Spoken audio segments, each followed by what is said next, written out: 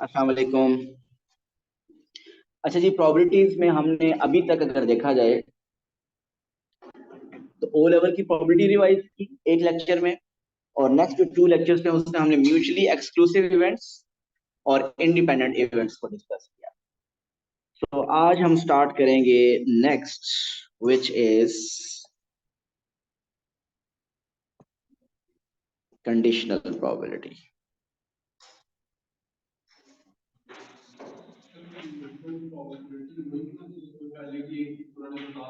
Yes, ऐसे ही।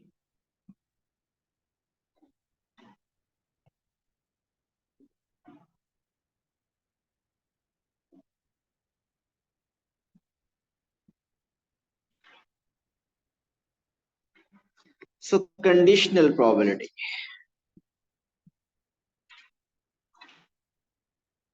Probability of A given B, A slash B को हम रीड करेंगे A given B is equal to probability of A and B. लिख लें please, probability of B. The formula for the conditional probability is probability A slash B, जो लिखा हुआ है इसको हम रीड करते हैं, probability of A given B is equal to probability of A and B over probability of B. और normally A and B independent events नहीं होते, क्योंकि आप लोग अक्सर क्या किया करेंगे, probability of A and B को probability of A multiply probability of B लिख दिया करेंगे, और ये कैंसिल करके फॉर्मूला कर सकते, ये लिख देंगे। सो ये इंडिपेंडेंट इवेंट के प्रकार से ये इंडिपेंडेंट इवेंट्स नहीं हुआ करेंगे। अच्छा जी, कंडीशनल प्रोबेबिलिटी है क्या? अच्छा, ये जो लिखा हुआ है probability of A slash B, इसका क्या मीनिंग है, इसको रीड कैसे करते हैं? Probability of A given that B has occurred. Mean आसान वर्ड्स में इसको क्लियर करूं कि पी ए स्लैश बी का क्या मीनिंग होगा। It is probability of A slash B, mean probability of A given B, probability of A given that B has occurred, ये A slash B का meaning हुआ। अब ये कंडीशनल प्रोबेबिलिटी है क्या? कंडीशनल प्रोबेबिलिटी तब यूज करनी होती है जब आपको क्वेश्चन में कोई एक स्पेसिफिक इवेंट बारे में बता देता है कि ये अकर कर चुका है, ये अकर कर चुका है, आप फाइंड करें कि प्रोबेबिलिटी ऑफ दिस क्या होगी। जिस तरह अगर इस क्लास में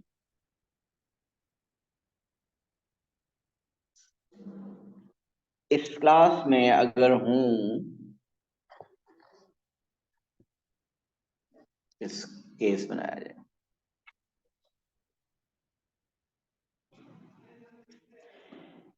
AS A2 girls boys, there are seven girls are of AS, 8 girls of A2, 10 boys of AS and 6 boys of A2. अगर आपसे कहा जाए कि we need to pick one person at random, और अगर आपसे कहा जाए कि what is the probability of choosing A2 boys, एक पर्सन चूज करना है कि व्हाट्स द प्रोबेबिलिटी कि that person is boy of A2, तो आप क्या करेंगे, 6 ओवर टोटल, 6 ओवर टोटल, ऐसे क्या ना। और अगर आपको कहा जाए कि find the probability of girl of AS, तो वो क्या होगी, 7 ओवर टोटल, ऐसे ही करेंगे। लेकिन अगर आपसे कहा जाए कि given that a boy is chosen, given that a boy is chosen, find the probability that he is from AS. Given that a boy is chosen, find the probability that he is from AS. क्या होगी probability? 10/16। फिर अब आपका total जो होगा वो boys में से ही होगा। तो आपने क्या बता दिया, प्रोबेबिलिटी क्या होगी, 10/16। अब इसी को मैं अगर यूं कह दूं, मैं अगर फॉर्मूले के थ्रू करूं, ये मेंटली हो जाता है कंसेप्ट। इसी को अगर मैं फॉर्मूले के थ्रू करूं, मैं क्या कहूं कि प्रोबेबिलिटी बी क्या इवेंट है फॉर बॉयज, ए कौन सा इवेंट है, एस। अगर मैंने इस तरीके से करना हो, जरा प्लीज जरा समझिएगा, फॉर्मूले के थ्रू अगर क्वेश्चन को करना हो, वैसे आप लोग मेंटली कर चुके हैं, आंसर बता चुके हैं मुझे, लेकिन जो पेपर में क्वेश्चन आएंगे वो इस इतने होंगे नहीं कि वो मेंटली आप कर सके, आपको फॉर्मूला यूज करना पड़ेगा। सो मैंने क्वेश्चन क्या दिया, मैंने क्वेश्चन ये दिया कि find the probability of A S given that a boy is chosen, यही मैंने कहा ना। सो अब आप पहले इसके लिए फॉर्मूला सेट कीजिए। प्रोबेबिलिटी फाइंड करनी है हमने किसकी, ए एस की, मतलब ए एस को मैंने इवेंट ए कह दिया है, हमने प्रोबेबिलिटी फाइंड करनी है ए की। Given that a boy is chosen, so given that B, so probability of A given B is equal to क्या होगा, probability of A and B over probability of B. तो आप फॉर्मूले से अगर करें तो न्यूमरेटर में बताइए अलग अलग, what's the probability of A and B, A and B का मीनिंग क्या है, ए एस एंड बॉयज कितने हैं, A S and boys they are 10 over total, total कितने हैं, 10 + 6 + 7 + 8, टोटल कितने हैं, यहाँ पे ए एंड बी उसने कहा हुआ टोटल में से आपने करना है। तो टोटल कितने बन रहे हैं, 31। और डिनोमिनेटर में क्या है, probability of boys, what's the probability of boys, 16/31। अब ये 31 और 31 बेसिकली आपके पास कैंसिल हो जाएंगे और फाइनल आंसर इज 10, जो कि आपने मेंटली बता दिया था, ऐसे ही है ना कहा कलहा। ओके, लेकिन हमने ये क्वेश्चन फॉर्मूले से कर लिया, लेकिन आगे वाले जो क्वेश्चन होंगे शायद वो मेंटली ना हो, इसलिए हम फॉर्मूला को यूज करेंगे और थोड़ी फॉर्मूला की प्रैक्टिस करेंगे। ओके, आप बताइए इसके लिए फॉर्मूला क्या बनेगा, probability of C given D के लिए फॉर्मूला बताएंगे मिस्टर मुनीफ। इसके लिए कंडीशनल प्रोबेबिलिटी का फॉर्मूला क्या बनेगा, पी प्रोबेबिलिटी होता है, अच्छा पता है ना, सही है, आगे करें।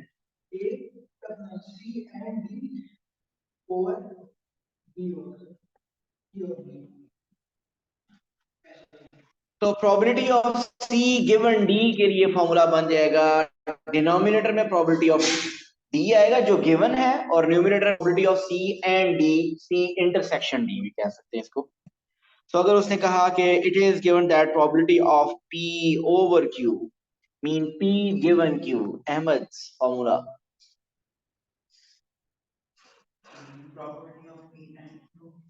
Probability of P and Q divided by probability of Q.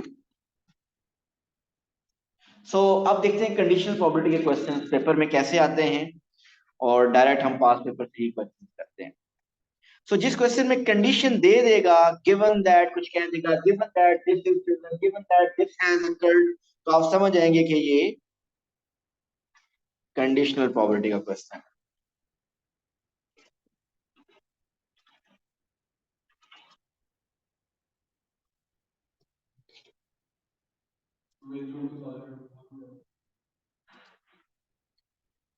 बहुत से हैं लेकिन अभी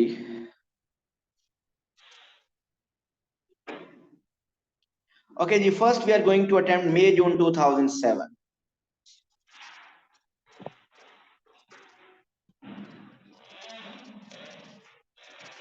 Jamie is equally likely to attend or not to attend a training session before a football match. Equally likely, chances क्या हैं कि वो अटेंड करेगा या नहीं अटेंड करेगा, उसके चांसेस इक्वल हैं। तो दोनों के चांसेस कितने हैं, अटेंड करने के चांसेस 0.5 और ना अटेंड करने के chances mean probability 0.5। If he attends he is certain to be chosen, for the team which plays in the match. If he does not attend, there is a probability of 0.6 that he is chosen for the team. इसने part 1 कुछ भी कहा है, आपसे मैं कह रहा हूं कि ड्रॉ इट्स ट्री डायग्राम. उसने पार्ट 1 में कुछ भी कहा है. माय क्वेश्चन इज, जो इंफॉर्मेशन गिवन है उसकी ट्री डायग्राम बनाइए.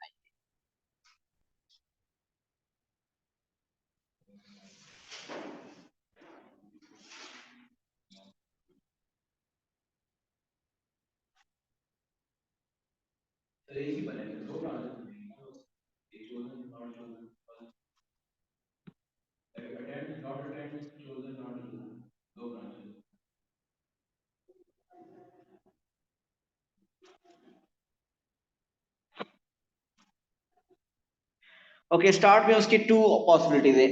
हो सकता है वो अटेंड करे. सो आप, अच्छा, अटेंड को आप क्या लिख दिया, अपनी मर्जी से कुछ नोटेशन यूज कर सकते हैं. मैं क्या करूंगा, देखिएगा. A mean attend, does not attend को हर कोई डिफरेंट लिखता है. कुछ लिखते हैं एन ए, नॉट ए. मैं नॉर्मली नॉट ए के लिए जहां पे मैं यूज किया करूंगा, मैं ए प्राइम लिख दिया करूंगा. समझते ना, ए प्राइम हमने पढ़ा था उसमें स्टेट्स वगैरह में, ओ लेवल वगैरह में. मीन ए क्या होता है, within A prime mean not A. So अगर आप ये साथ की भी बनाना चाहते हैं तो आप लिख सकते हैं कि A prime mean not attend, not attending. But ऐसा कोई जरूरत नहीं है, ये अपने लिए है, तलहा अपने लिए. ओके, इसकी प्रोबेबिलिटी लिखिए. क्या है अटेंड करने की प्रोबेबिलिटी? 0.5. ना अटेंड करने की प्रोबेबिलिटी 0.5. ओके, अगर वो अटेंड करेगा तो टीम में चूज होगा या चूज नहीं होगा.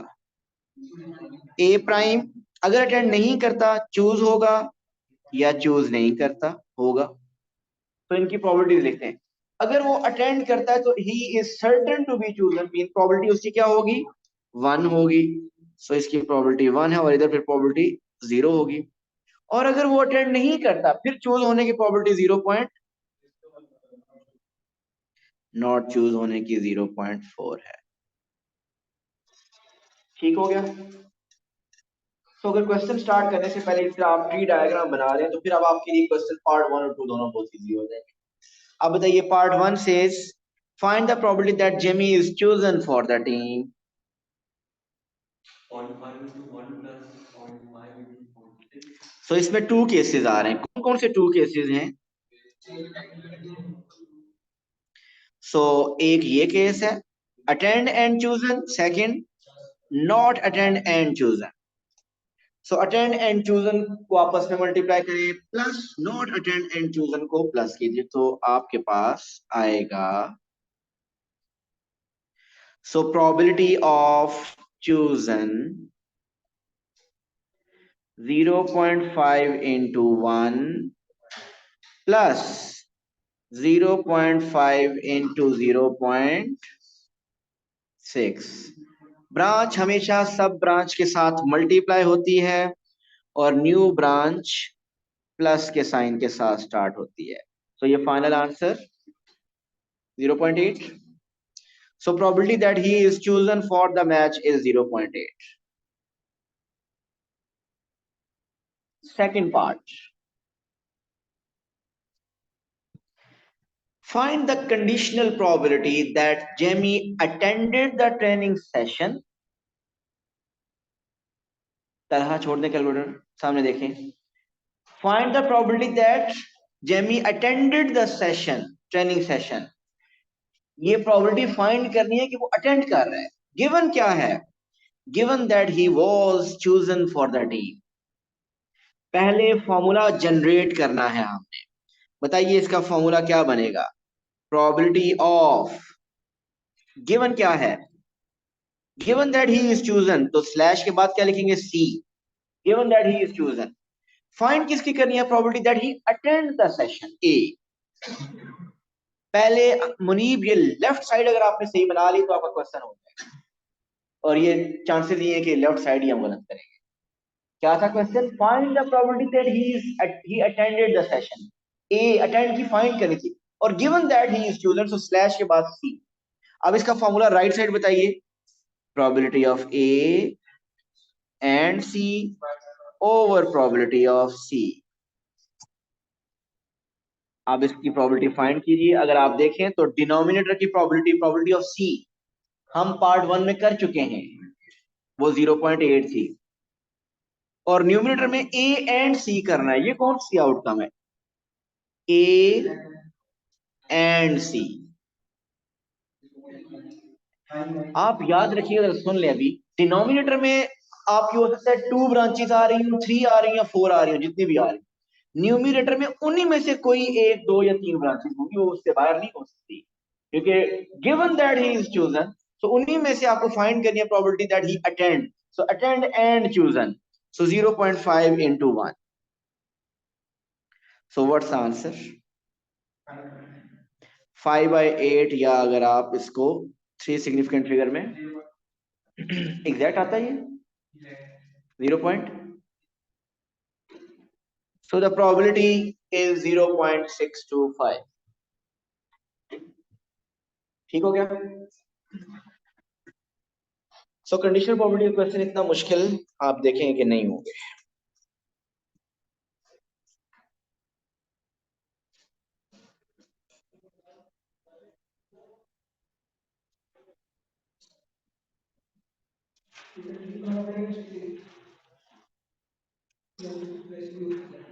सॉरी, हाँ जी, वैसे हो सकता है मेंटी, लेकिन आप ट्री डायग्राम नया आसान हो जाएगा। अच्छा जी, मई जून 2004 जरा अटेम्प्ट कीजिए। When Don plays tennis, चले आप पहले देखिए, आप पढ़ें, ट्राई करें।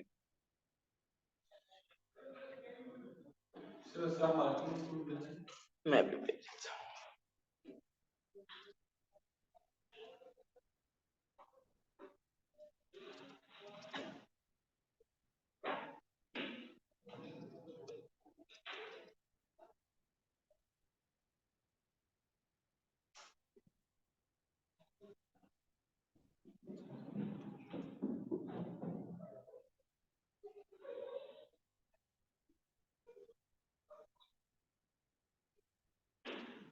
वर्कशीट भेजी हुई है ना मैंने, सिर्फ बाकी सीन भेजनी है।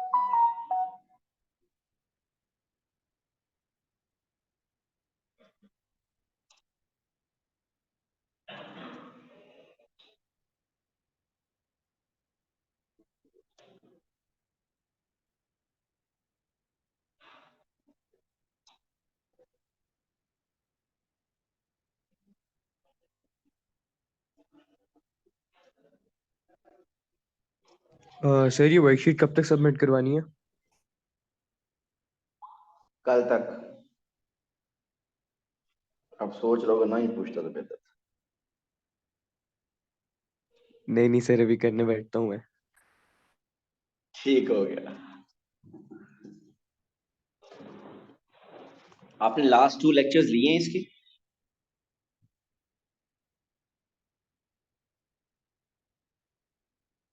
समीर, आपने लास्ट 2 क्लासेस इसकी ली हैं? सर मैंने परसों वाली ली थी, लेकिन कल वाली मैं नहीं ले पाया था। वो मैं उसकी रिकॉर्डिंग देख लूंगा। वो मैं रात को भेजी थी, उसको देखिएगा जरूर। जी सर। उसमें म्यूचुअली एक्सक्लूसिव और इंडिपेंडेंट वाले मैंने 2 क्वेश्चंस सॉल्व किए हुए हैं। अच्छा जी, बनाया कुछ, इसका कोई बनाया कुछ आपने ट्री डायग्राम वगैरह? When Don plays tennis, 65% of his first serve go into the correct area of the court. If the first serve goes into the correct area, his chance of winning the point is 90%.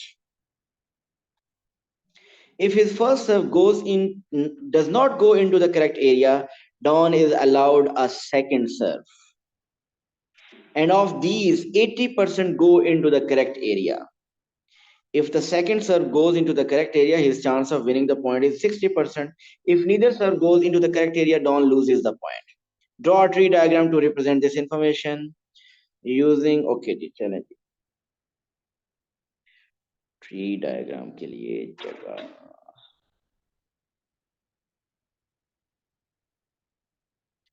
मुझे, मैं आगे किसी blank page पे करता हूँ, information आपसे पूछूं, आपके पास है सारी?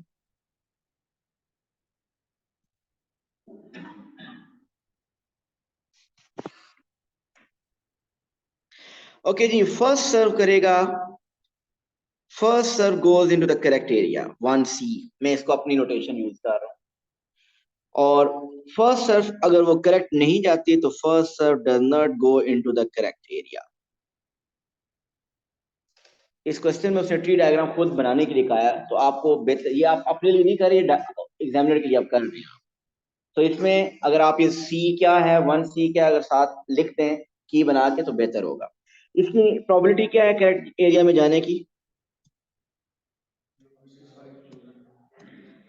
चोजन करेक्ट एरिया में 0.65, और does not go into the correct area 0.35। अगर फर्स्ट सर्व उसकी करेक्ट एरिया में जाती है, then the probability that it will, he wins the point। अच्छा, विन और लूज उसने लिखा हुआ है, W और L हम भी लिख लेते हैं। विन करने की प्रोबेबिलिटी क्या है उसकी? 0.9 है उसके पॉइंट विन करने की।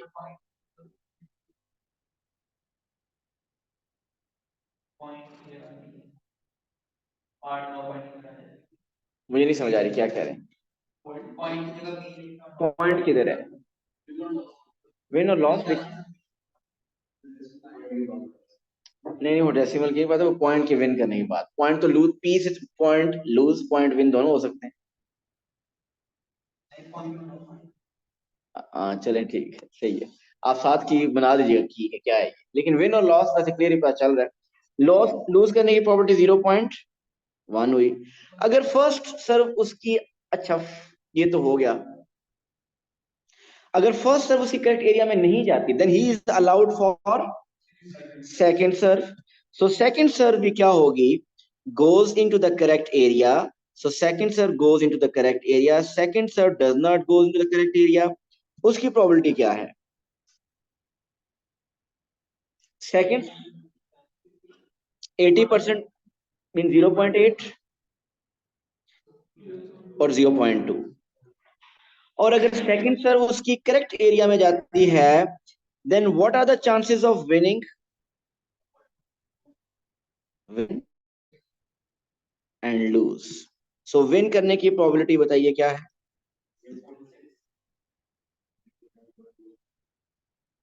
और अगर सेकंड सर्व करेक्ट एरिया में नहीं जाती तो फिर तो पॉइंट लूज करेगा। सो उसमें सिर्फ एक ही ऑप्शन है, that is he is losing the point.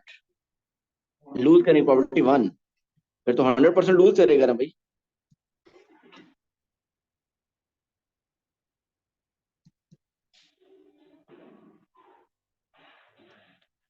So ये ट्री डायग्राम बना, कितने मार्क्स थे इसके पार्ट 1 के? 4। ऐसा करें इसी की बनाएं, की बना दें, बेहतर यही है। आपने अगर पूरा पूरा लिखा है तो फिर तो बेस्ट हो गया ना, लेकिन जिन्होंने लिखा हुआ है, अब 1C आपको पता है ना, 1C क्या है? First serve goes into the correct area लिख, so 1C prime first serve does not go to the correct area. So बेहतर है, वैसे मार्क्स नहीं काटेगा इंशाल्लाह।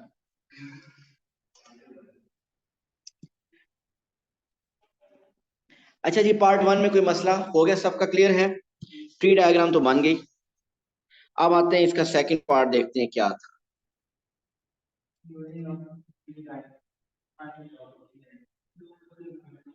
ओके जी, second part is using your tree diagram, find the probability that Don loses the point. Find the probability that Don loses the point.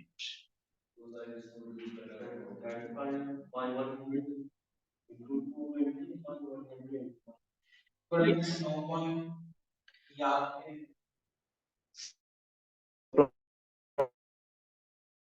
probability that Don loses the point. So कितने cases हैं जहां पे वो loose हो रहे हैं उसके? एक केस ये लूज हो रहा है,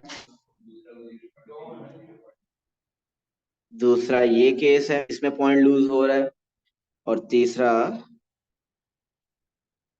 ये केस है। सो ये 3 केसेस है जिसमें Don is losing the points. Lose तो इसमें पॉइंट लूज हो रहा है ना, ये प्रोबेबिलिटी है ना। अगर दोनों उसकी करेक्ट एरिया में नहीं जाती तो लूज करेगा ना। मल्टीप्लाई पे 1 कर रहे हैं तो वो देगा, लेकिन ये 3 5 इंटू 0.2 तो करेंगे ना। हाँ डालना जरूरी है, ताकि आप एंड करें ना कि आपका लूज हो रहा है या and at the end win हो रहा है, ये लूज आपने डालना है एंड पे।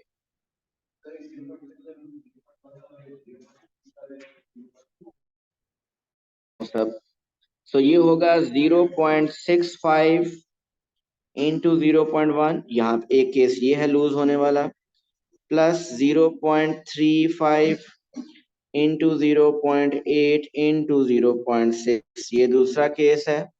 सॉरी 0.6 नहीं, 0.4, और लास्ट केस है 0.35 into 0.2 into 1. So there are 3 cases, 1, 2 and 3 cases, 3 cases। इन सब का बताइए फाइनल आंसर क्या बन रहा है? एग्जैक्ट 0.247।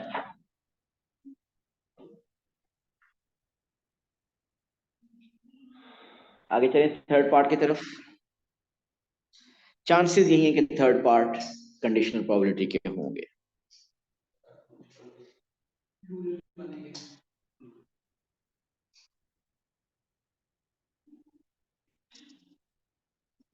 कहां से आपको दिखाऊं?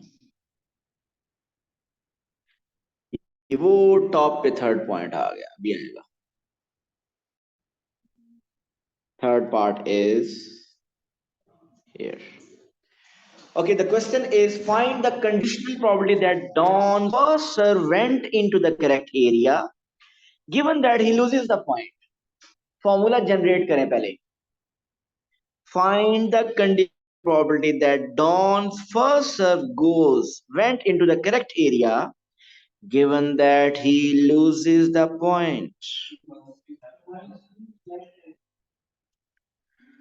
So we want to find the probability. Given क्या था? He loses the point. So slash के बाद तो L आ जाएगा। सो स्लैश के बाद तो एल आ गया। Given that he loses the point, हमने फाइंड करनी है probability that his first serve went into the correct area, mean 1C की प्रोबेबिलिटी फाइंड करनी है। ये बात समझिए। So we want to find the probability of 1C/L। ये बात समझ आ रही है भाई?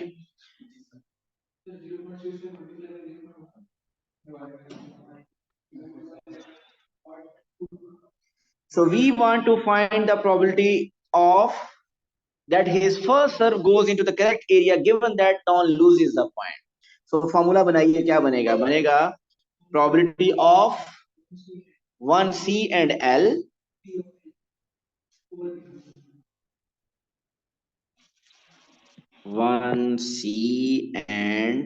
L over probability of L, और probability of L mean losing the point वो हमने पार्ट 2 में फाइंड की हुई है, वो थी 0.247, और न्यूमरेटर में क्या आएगा? 1C and L।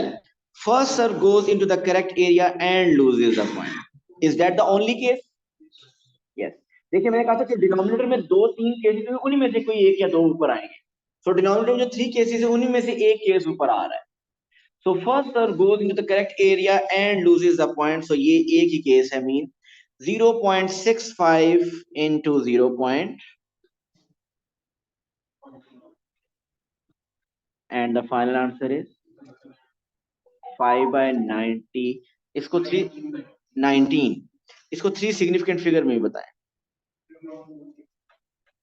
263, so this is the answer correct to 3 significant figures। तो बेहतर है फ्रैक्शंस के साथ आप 3 सिग्निफिकेंट फिगर वाला आंसर भी लिख दिया करें। जी क्लियर है? तो अगर आप देखिए, अगर ये क्वेश्चन ट्री डायग्राम ना बनाए तो आप थोड़ी सी मुश्किल में आ जाएंगे। जिस क्वेश्चन में ट्री डायग्राम कह दे तो वो तो आपको बनानी है। अगर ना भी कहे और आपको लगे कि ट्री डायग्राम के बगैर ये मुश्किल हो रहा है, तो बेहतर है कि पहले आप ये ट्री डायग्राम बना लें। जब ट्री डायग्राम अगर उसकी पॉसिबल हो और वो इजीली बन सके तो उसके बाद फिर क्वेश्चन को सॉल्व करना इजी हो जाता है। ओके, आप इस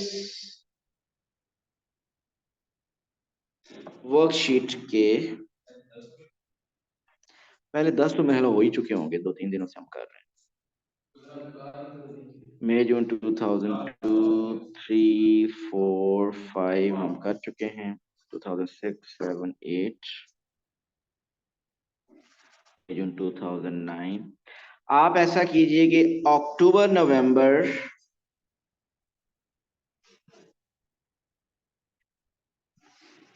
टिल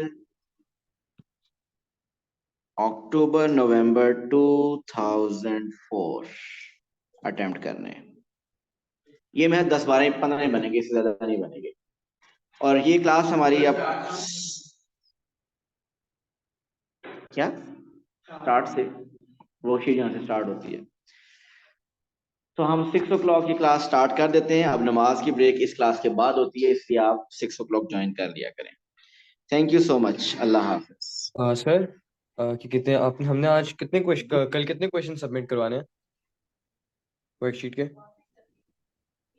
कल मैंने कितने करवाए यार? मैंने यही बताया ना, अक्टूबर नवंबर 2004 तक करने हैं उस वर्कशीट के। ठीक है सर, ओके, थैंक यू।